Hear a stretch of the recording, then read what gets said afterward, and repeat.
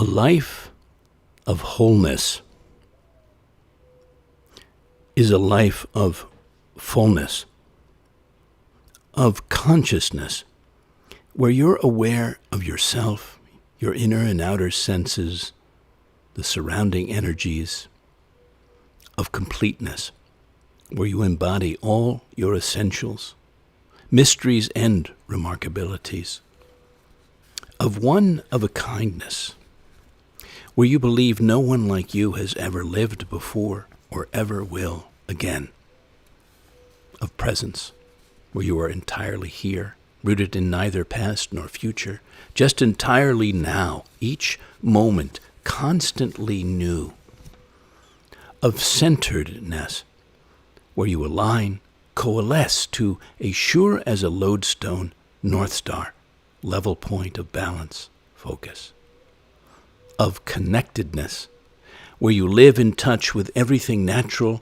everything physical, everything spiritual, of healthiness, where you invite, sustain a state of inner and outer clear-seeing, well-being, of expansiveness, where you ripple, bloom, open out like an ocean wave, like a summer garden, like the universe itself, of timelessness, where you know you're ephemeral, corporeal, fleeting dreamer and voyager, yet also, in spirit, eternal, of peacefulness, where you inhabit places of harmony, serenity, clear and welcome possibility, of roundness, where you embrace and freely express your so large, solocentric orbit, your perfect ripeness, your great and irreplaceable allness.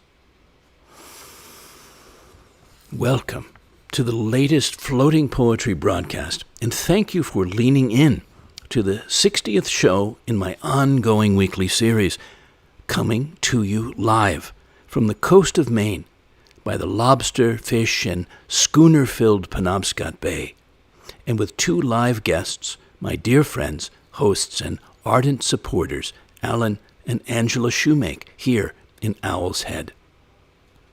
This is your poet and poetorialist, Colin Goedecke, a voice for living our days more poetically, more expressively, more soulfully.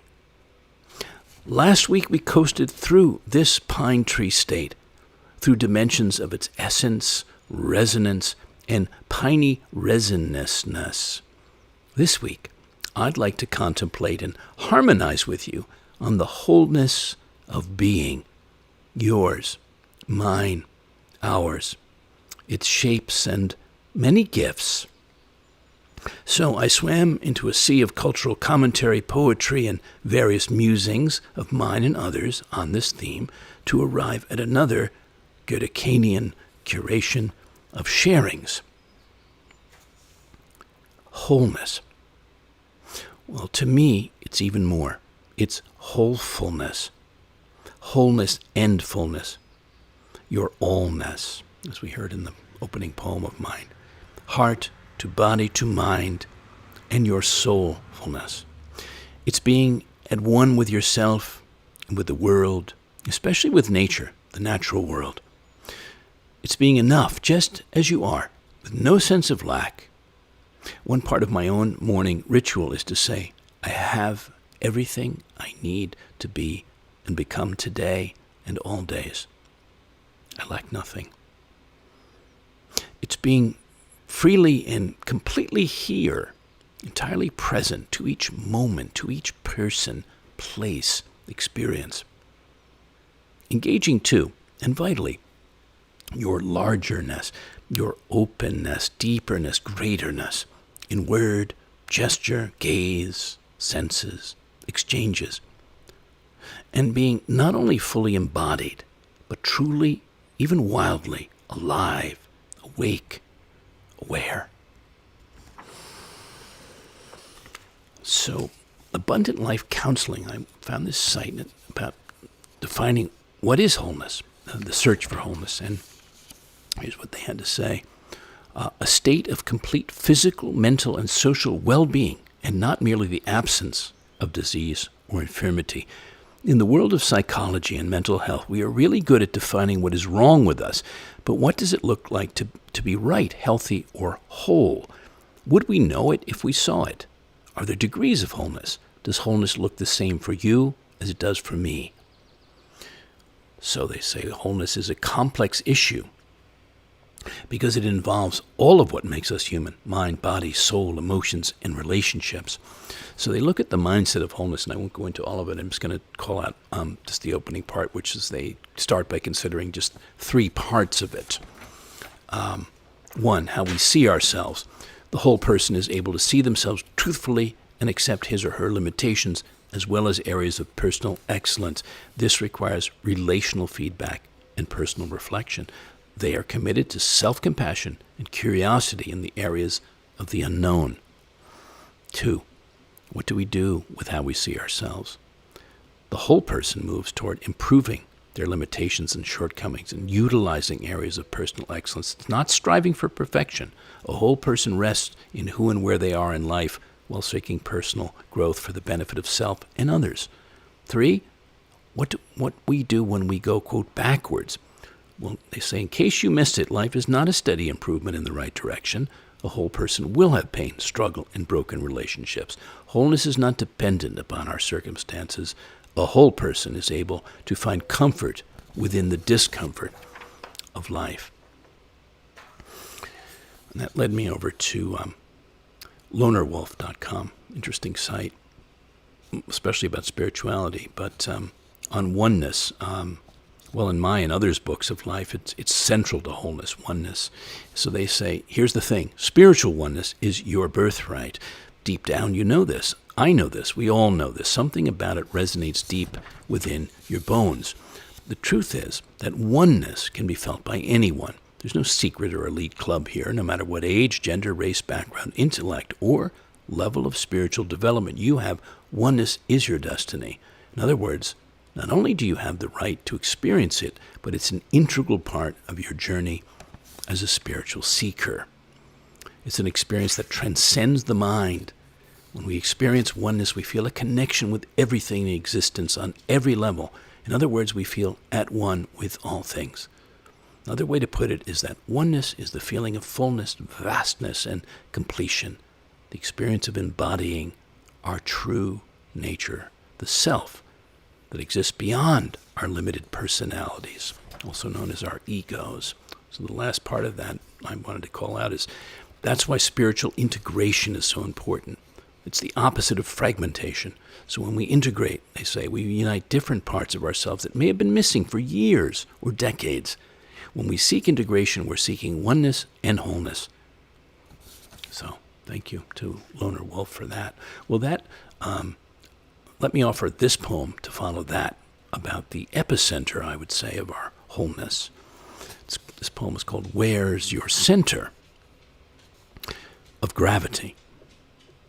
In the ponderousness of your head, in the tidal basin of your heart, or the rivering valley of your hara, that third place, nexus, where everything unifies, where deep vitality springs, true equilibrium plies, where one's whole being coalesces, the body, soul, evanesces.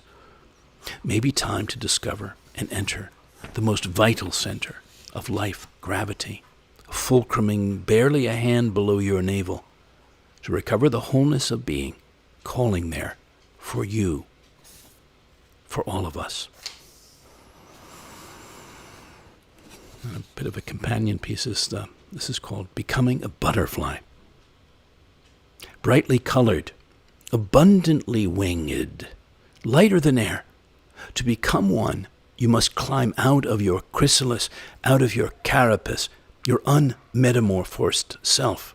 Discover, then enter your newer, truer form, and fly off, fly forth, flutter freely into the wider, wilder world. Well, the contemporary philosopher and founder of the Center for Courage and Renewal, who I actually chanced to meet years back as doing a project for them in my earlier career as a story developer, he said, Wholeness does not mean perfection. It means embracing brokenness as an integral part of life. Afraid that our inner light will be extinguished or our inner darkness exposed, we hide our true identities from each other. In the process, we become separated from our own souls. We end up living divided lives, so far removed from the truth we hold within that we cannot know the, quote, integrity that comes from being what you are. Thank you, Parker Palmer. A very wonderful friend of mine sent me this the other day. It's a much longer piece. It's by Stephen Harrod Bunner on the grief of our times. But what struck me was this particular, apropos of what we're talking, our theme tonight, is this part. I will start with a story. It's one that was told by Henry David Thoreau long ago. Everyone has heard the story, which has gone the rounds of New England, of a strong and beautiful bug, which came out of the day leaf of an old table of apple tree wood, which had stood in a farmer's kitchen for 60 years, first in Connecticut and afterwards in Massachusetts, from an egg deposited in the living tree many years earlier still, as appeared by counting the annual layers beyond it, which was heard gnawing out for several weeks, hatched perchance by the heat of an urn, said Thoreau. So the writer here, Bunner, says, Thoreau goes on to liken that to each individual human life. There's something in us that comes in with us when we're born. Far too often it's buried under the woodenness of social life and its expectations. As Thoreau puts it, quote, who knows what beautiful and winged life, whose egg has been buried for ages under many concentric layers of woodenness in the dead, dry life of society, end quote, exists in each of us. Later in life, perhaps some warmth touches us and awakens us from our sleep. That deep buried part begins gnawing at the woodenness which surrounds it, making a sound that family and neighbors can hear for miles. And one day, perhaps years into the process, a new self comes into being, one which looks and acts very differently than the one people saw before. This was true for me, the writer writes, and I think it is true for many people. This internal reclamation of the self, this decolonization of the soul, cannot be accomplished without coming to know the complexity of ourselves. That is something that only occurs from the exploration of our interior world. What most of us soon discover is that we are not a single personality, but multiple. There are many selves living inside us. Everyone knows this, even if few speak of it out loud.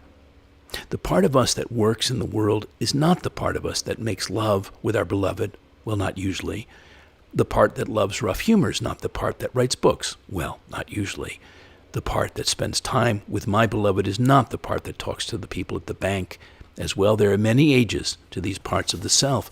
That is why it is so common for young men damaged in war to call for their mothers as they lay on the battlefield. Another part rises to the surface and begins to call out for succor. The little child we were is always there inside us, whether we wish it so or not. In the process of our awakening, we must become friends with each and every one of these parts of us. This means coming to love our multi-personality selves just the way we do our children or our beloved. Becoming in the process our own best friend and companion. And of course, an important part for me is this body which has been a friend to me for so long. As with the other parts of myself, it too has its own personality. When we become friends with ourself, make amends for the years of our abandonment of ourself, we can then engage in the holy act of breaking bread with ourselves every day of our lives. But always, a part of this is the agreement to be responsible to our many selves, to nurture and caretake them, to not abandon them. It is essential to our integrity, the definition of which is to become whole and undivided. And there is a joy and happiness in being our own best friend that can be found in no other way. Thank you, Stephen Bunner, who, by the way, this is a fascinating piece, to me, very meaningful, big piece of thoughts on grieving in larger context, and by a man who's actually dying as we speak, writing this as he has some terminal illness. So let's have a poem or two about wholeness to bring us back into that part of it. Mark Strand wrote this, Keeping Things Whole. In a field, I am the absence of field. This is always the case. Wherever I am what is missing. When I walk, I part the air, and always the air moves in to fill the spaces where my body's been. We all have reasons for moving. I move to keep things whole. Thank you, Mark Strand. And here's Robert Francis's poem, Part for the Whole, from his collected poems, 1936 to 1976, Francis. When others run to windows or out of doors to catch the sunset whole, he is content with any segment anywhere he sets. From segment, fragment, he can reconstruct the whole, prefers to reconstruct the whole, as if to say, I see more, seeing less. A window to the east will serve as well as window to the west, for eastern sky echoes the western sky, and even less, a patch of light that picture glass happens to catch from window glass, fragment of fragment, flawed, distorted, dulled, nevertheless gives something unglassed nature cannot give. The old obliquity of art improves part, may be more than whole, least, may be best. Thank you, Robert Francis. This was actually written for a friend of mine, Roger Wu, on his 63rd birthday, but to me it applies to all of us. It's called In the Great Scheme of Things. Between and around the sweeps of history, the leaps of science, the frontier crossings of technology, the arcing and blending of cultures and philosophies, are the epically simple wonders of loving and being loved, seen, heard, breaking bread with friends, finding meaning in each day, feeling moments of sheer aliveness, wholeness, radiant here-ness, appreciating all the gifts, the remarkable, irreplaceable gifts of yourself and this heavenly earthly life.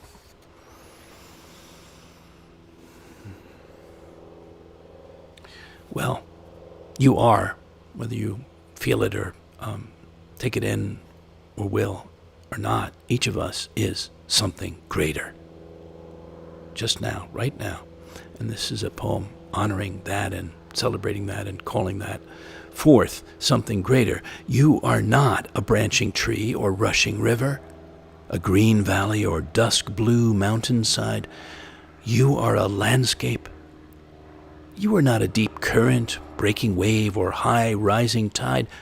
You are an ocean. You're not a swirl of musical notes, melodies, or major chords. You are a symphony.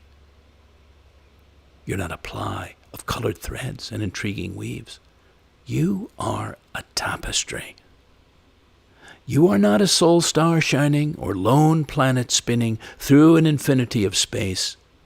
You are a constellation. Something greater. And this poem from Voices by Antonio Porcia, translated from the Spanish. Some things become such a part of us that we forget them. I want because of what I wanted, and what I wanted I wouldn't want again. The passing of a soul is light, extremely light, almost silence. There are pains that have lost their memory and don't remember why they are painful. Convince me, but without convictions. Convictions no longer convince me. We don't forgive being as we are. At the last moment, my whole life will last a moment. Man is a thing children learn, a childish thing. Don't speak to me. I want to be with you. There are those fallen who don't get up so as not to fall again. The dream that doesn't feed on dream vanishes. Antonio Porcia. All right. A little water.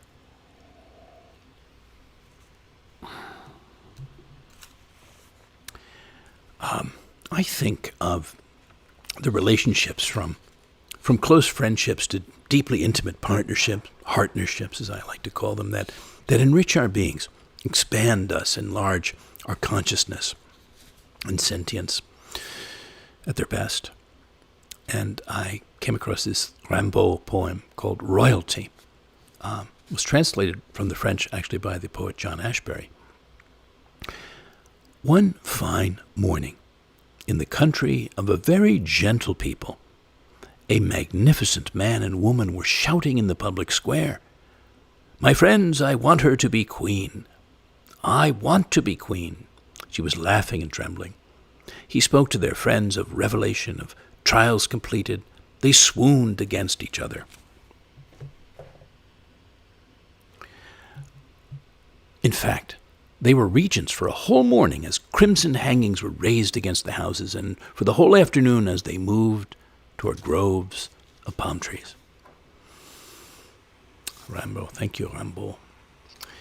Jean Houston, someone I've learned a lot from over time, readings of her books and one or two workshops of hers, which are amazing. She's an author and human potentialist and founder of the Mystery School. And this quote has always stayed with me in this thought: we are given the being of a Stradivarius at birth, but wind up growing up playing it like a plastic fiddle. Well, how about that?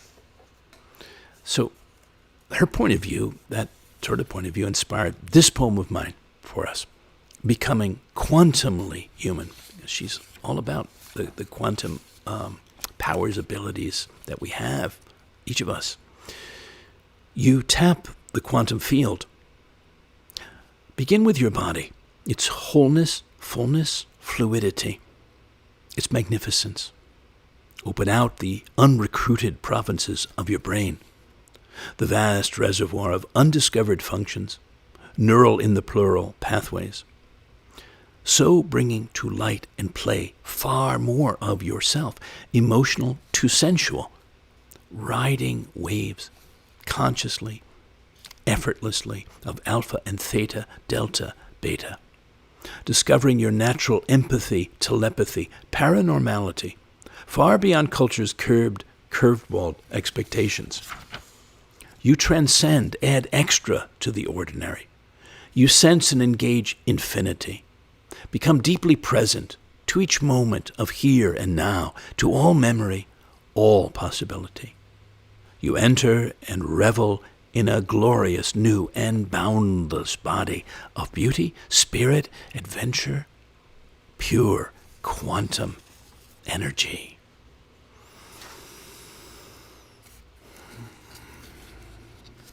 There's a different poem. This was for a soul brother of mine, Yanis Simonidis, on his 70th birthday. Wonderful Greek man, spirit.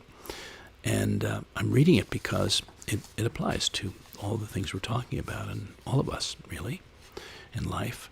Omicron is the title, and it starts with a quote from one of his ancestors, Simonidis of Chaos, where I'd spent some time on that actually ancient island with him years back. And it starts with the quote, which is this: being a man, you cannot tell what might befall when tomorrow comes, nor yet how long one who appears blessed will remain that way. So soon our fortunes change, even the long-winged fly turns around less suddenly. We may not know how or when or if our fortunes will change, rise or fade, from the wholeness of our heart to the fullness of our purse, from the vigor of this body and mind to the simple joys of living and loving on this earth. Yet, however unknowing, each day, from our first to our next, we sow new seeds of self in the most fertile soil we can find. Give them sun and water, waking and dream time, to sprout, grow, bear fruit, bear flowers, become orchards, become gardens. Each sowing an act of creativity, each planting an affirmation of our possibilities. Omicron. Well, the trailblazing psychologist William James, from his revolutionary 1884 theory of how our bodies affect our feelings, had this to say back then. No shade of emotion, however slight, should be without a bodily reverberation as unique when taken in its totality, as is the mental mood itself. The immense number of parts modified in each emotion is what makes it so difficult for us to reproduce in cold blood the total and integral expression of any single one of them. Our whole cubic capacity is sensibly alive, and each morsel of it contributes its pulsations of feeling, dim or sharp, pleasant, painful, or dubious, to that sense of personality that every one of us unfailingly carries with him. Thank you, William James. And Constantine Cavafy, the great Cavafy, the poet, didn't write a lot, but what he wrote was wonderful. This is a poem, on the experiences that form and fill us, especially our emotional life and self. His poet, In the Same Space. Nothing I can do about the barking dog right now, so hopefully you won't mind. Somewhere out there in the field. In the same space. The setting of houses, cafes, the neighborhood that I've seen and walked through years on end. I created you while I was happy, while I was sad, with so many incidents, so many details. And for me, the whole of you has been transformed into feeling. Thank you, Cavafy. Cherished by Walt Whitman and Gilchrist, back in the mid-1800s, spoke of inner wholeness.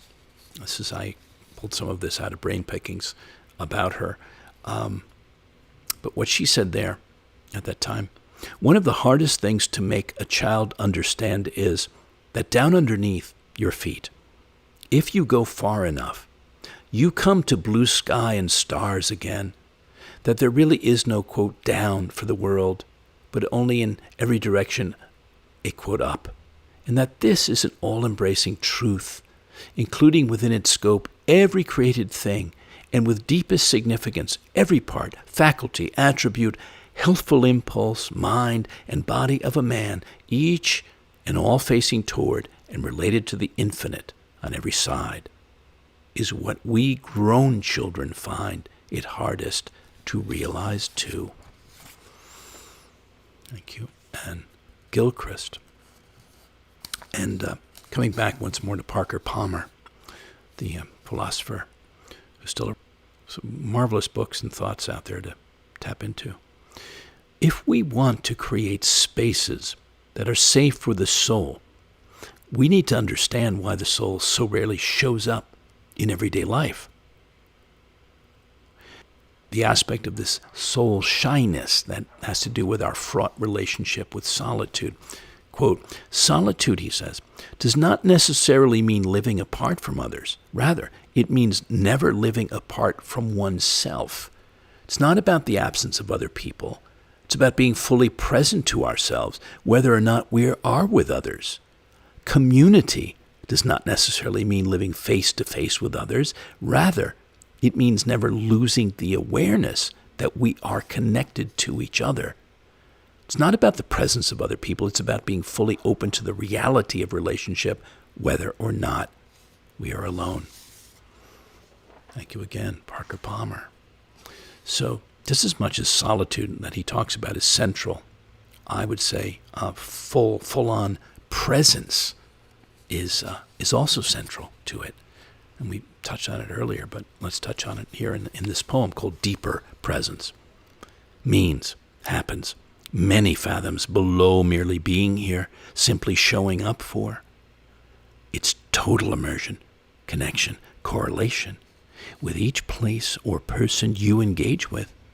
Nothing surface or shallow, only substance and transcendence through all your self-distractions, self-absorptions, where you bring, feel, and are felt as a deeper, freer, and clear as a mountain stream presence in each moment. Which brings me to a few questions for us, dear listeners. Do you, or how do you value, honor, wholeness as a guiding principle, an essential? And where are you with your own wholeness? the arc of your journey toward whole fullness? And if it is a must-be, how do you value, honor, even champion it in others and for others? Where do we wind up as individuals, as humans, as a culture, if or where we cannot live or live into our wholeness, cannot freely embody, express, share it? Are we at risk now of moving into a limiting territory, of having to live or be told, even forced to live fractionally, in unwhole, unfulfilled ways? I'm wondering about this as I look at the world right now. I also have to ask out loud, why should anyone, as sovereign beings, be kept in any way from becoming our fullest and most realized selves, including us keeping ourselves small? You keeping yourself small. The most I, you, we can be. Questions I wanted to raise for a moment as I muse on them myself.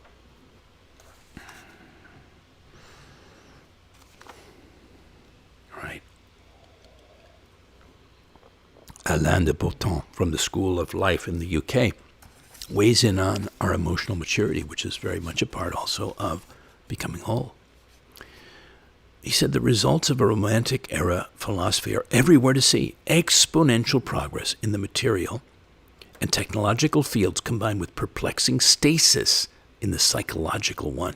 We are as clever with our machines and technologies as we are simple-minded in the management of our emotions. We are, in terms of wisdom, little more advanced than the ancient Sumerians or the Picts. We have the technology of an advanced civilization, balancing precariously on an emotional base that has not developed much since we dwelt in caves. We have the appetites and destructive furies of primitive primates who have come into possession of thermonuclear warheads.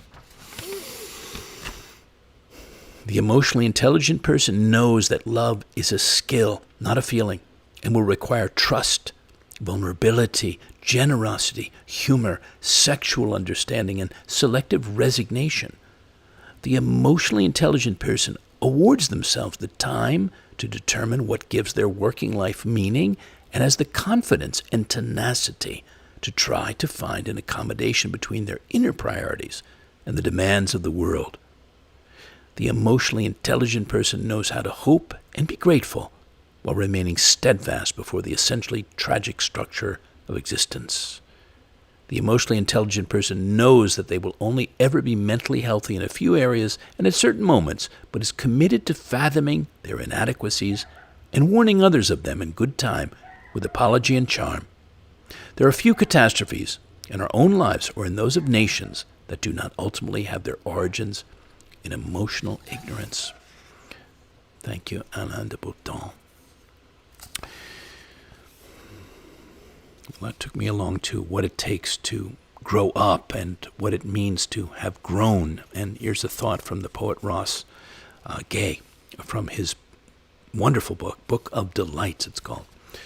I suspect it's simply a feature of being an adult, what I will call being grown or a grown person, to have endured some variety of thorough emotional turmoil, to have made your way to the brink, and if you're lucky, to have stepped back from it, if not permanently, then for some time, or time to time.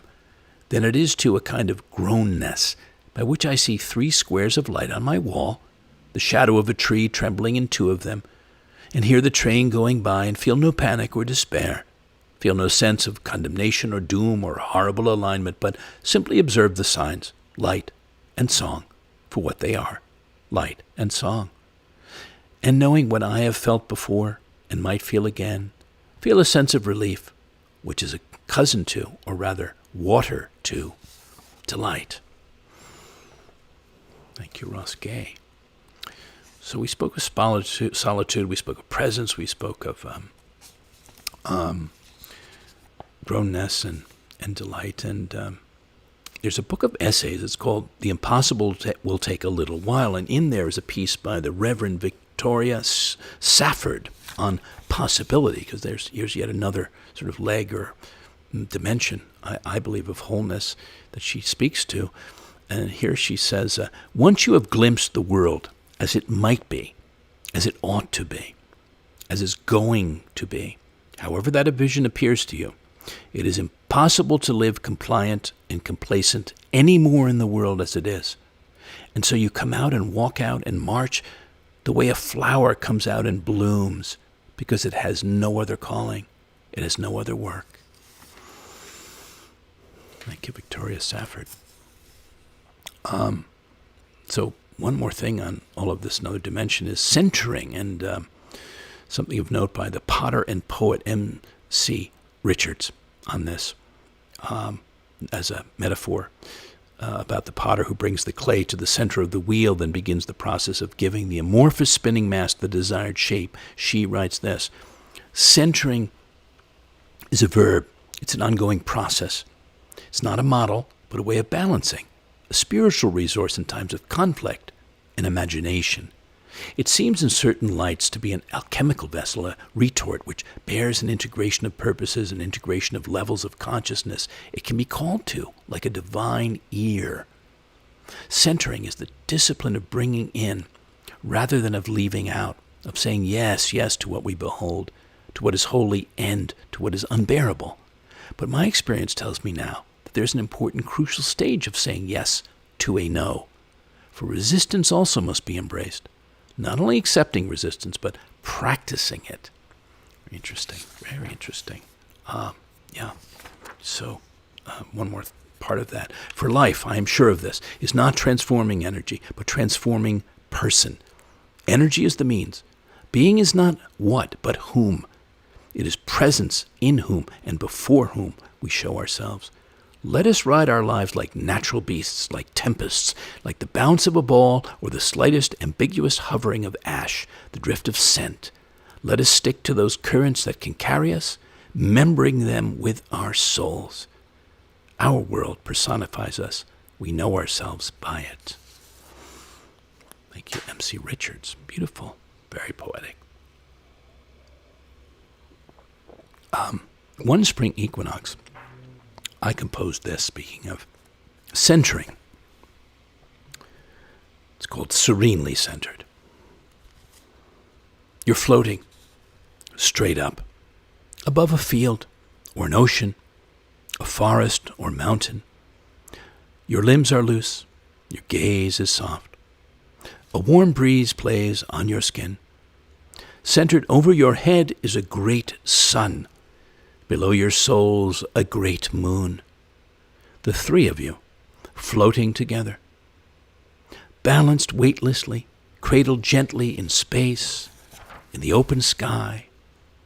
Your three bodies, a trinity of light and lightness, serenely centered with the earth, the fertile earth, your home, your breathing and birthing place, being and becoming place, that turns itself now slowly, now surely again, to flower at your feet.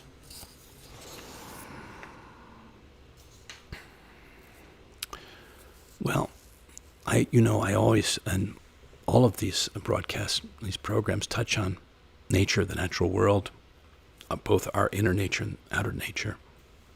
And there's the wholeness of nature, the natural world, to enter, to feel, to integrate with.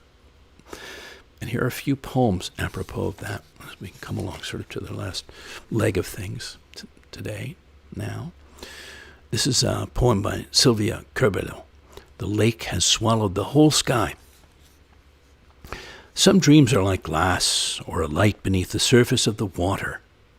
A girl weeps in a garden. A woman turns her head, and that is all. We wake up 100 times and don't know where we are. Asleep at the wheel, saved by the luck of angels. Everyone touching his lips to something larger, the watermark of some great sorrow.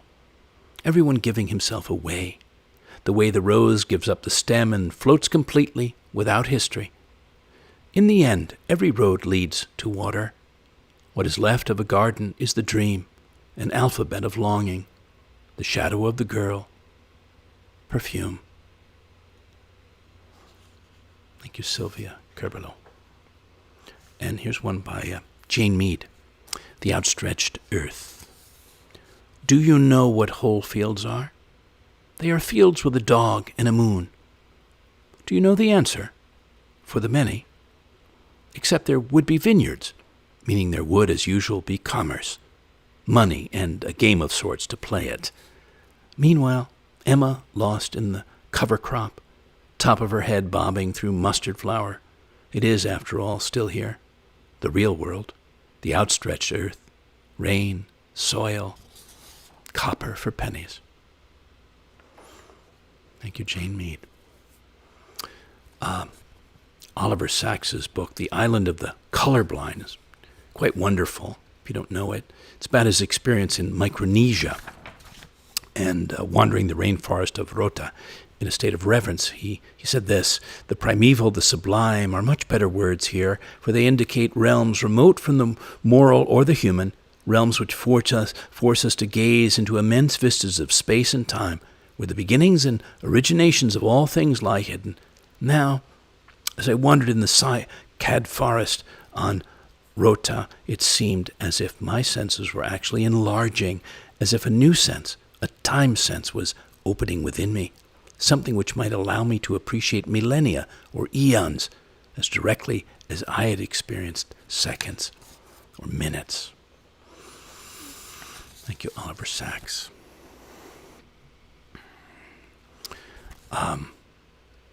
Beyond natural wisdom is the seeking and loving of wisdom itself. The ancient Greek polymath Pythagoras had this to say: "It is the same with life. Some are influenced by the love of wealth, while others are blindly led on by the mad fever for power and domination. But the finest type of man gives himself up to discovering the meaning and purpose of life itself. He seeks to uncover the secrets of nature. This is the man I call a philosopher, for although no man is completely wise in all respects, he can love wisdom as the key to nature's secrets." Kenneth Rexroth has this poem, On What Planet? Uniformly over the whole countryside, the warm air flows imperceptibly seaward. The autumn haze drifts in deep bands over the pale water. White egrets stand in the blue marshes. Tamalpais, Diablo, St. Helena, and Helena float in the air. Climbing on the cliffs of Hunter's Hill, we look out over 50 miles of sinuous interpenetration of mountains and sea. Leading up a twisted chimney, just as my eyes rise to the level of a small cave, 2 white owls fly out, silent, close to my face.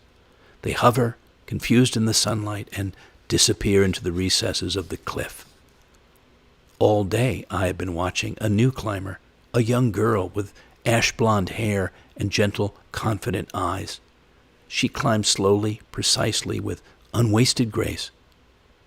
While I am coiling the ropes, watching the spectacular sunset, she turns to me and says quietly, "It must be very beautiful, the sunset, on Saturn, with the rings and all the moons." Thank you, Kenneth Rexroth. The poet Robinson Jeffers talked of the wholeness this way: "The parts change and pass or die, people and races, and rocks and stars. None of them seems to me important in itself, but only the whole. This whole is in all its parts so beautiful, and is felt by me to be so intensely in earnest, that I'm compelled to love it and to think of it as divine. It seems to me that this whole alone is worthy of the deeper sort of love, and that here is peace, freedom, I might say, a kind of salvation." Thank you, Robinson Jeffers. Rebecca Solnit, in her book Recollections of My Non-Existence on Growing Whole and How We Compose Ourselves, said this: "The skull quadruples in size in the first few years, and if the bones knit together too soon, they restrict the growth of the brain, and if they don't knit at all, the brain remains unprotected. Open enough to grow and closed enough to hold together is what a life must also be. We collage ourselves into being, finding the pieces of a worldview and people to love and reasons to live, and then integrate them into a whole, a life consistent with its beliefs and desires, at least if we're lucky." And I wanted to follow that with Annie Lamont on shooting the moon. Oh my God, what if you wake up someday and you're 65 or 75 and you never got your memoir or novel written, or you didn't go swimming in warm pools and oceans all those years because your thighs were jiggly and you had a nice big comfortable tummy, or you were just so strung out on perfectionism and people pleasing that you forgot to have a big juicy creative life of imagination and radical silliness and staring off into space like when you were a kid, is going to break your heart. Don't let this happen. Repent just means to change direction, and not to be said by someone who is waggling their forefinger at you. Repentance is a blessing. Pick a new direction, one you wouldn't mind ending up at, and aim for that. Shoot the moon. Thank you, Annie Lamont. So as we wind out, for now, some last poems. The first is an invitation here. Arise. Awake. Come to light. Come to self. Stir. Spring. Flower into a greater life, a freer life now, into all your wholeness, fullness, all your glorious fruitfulness. Next, in enlarging and embodying, a whole universe is the title. So vast, marvelous, mysterious. The one we live in, the one we read about, talk, write, and muse about. But why bypass the one as profound, as boundless, that lives not out there, but in here, inside each of us? We miraculous mirrors, microcosms, embodiers of that universe, its wisdom, energy, and wonder, awaiting our discovery, unveiling, expressing, in our own way, space and time, the whole universe of you. Last, bring forth your allness. Why not now or soon? A call to expression. It's called Let's Have It. All your color and flavor, light and shadow, saltiness, sweetness, your fresh squeezed juice, juiciness, the pith and zest, sinew and marrow within, all the laughter and the tears, your unbidden laughter, unhidden tears, your face as a visible, changeable weather map, full of sun or rain, blue or gray, heat or cold, squalls, gales, jet streams, water spouts, showing us the days, seasons of your patterns, moods, and forecasts. Tell us of your life dreams, heart's desires, your quests and visions. Give us the play of all your postures and gestures, ways of engaging, acts of responding, how your body can speak, dance, love without words. Share with us the voice, songs, chords, sculptings, scrivenings, colors, and brushstrokes. All the expressions of your being, of your making, of your spirit kindling, with no holds, no binds or blinds, free as a bird, as a kite, as the wind, just letting it rip, letting it flow, letting your soul glow through your eyes and skin, giving us all your wholeness, the largeness, nuance, exuberance of your here on earth, rare on earth self. Oh yes, let's have it. Thank you each and all again for listening in, floating and feeling in, and thanks to those who appreciate these shows and the work I'm doing to nourish spirits, uplift hearts, and spur greater self-awareness, greater aliveness in the world, including those who donate monies, which you can now or anytime by PayPal or Venmo or directly through my site or by mail to me at P.O. Box 1032, Westerly, Rhode Island 02891. I'm laying the groundwork to create a floating poetry filmcast series of short-form videos en plein air, presenting poetry paired with poetic places in nature. As soon as I've gotten a few more sponsors, underwriters, I will begin the series. As always, I'm happy to come as a poet in residence to the properties of interested patrons for up to a month or more this summer, fall, or winter to shape a new flight of poetic art in their surroundings and dedicate the outpourings to them. Simpatico fellow artists to collaborate with on projects from the musical to the theatrical are likewise invited, as are producers or directors seeking a poetic voice. Meanwhile, to hear earlier broadcasts, replays are online, I hope you'll lean in again next week or soon again.